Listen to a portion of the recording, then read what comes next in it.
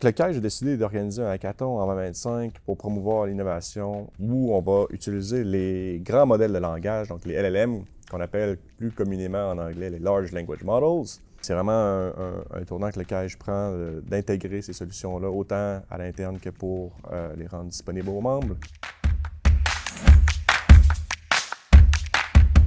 L'idée, c'est de venir structurer, organiser et valoriser certaines sources de droit qu'on va rendre disponibles aux participants.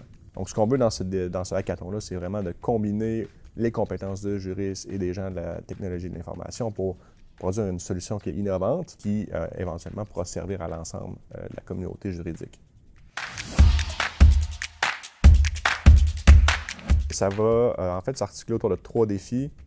Le premier défi est de faire des résumés multiniveaux d'une source spécifique. On a aussi un autre défi qui va analyser l'évolution du droit au fil des années. Et un tout dernier défi qui serait la génération qu'on appellerait de flashcards ou de systèmes de questions-réponses, un peu pour s'aider à réviser ou mieux étudier une source particulière.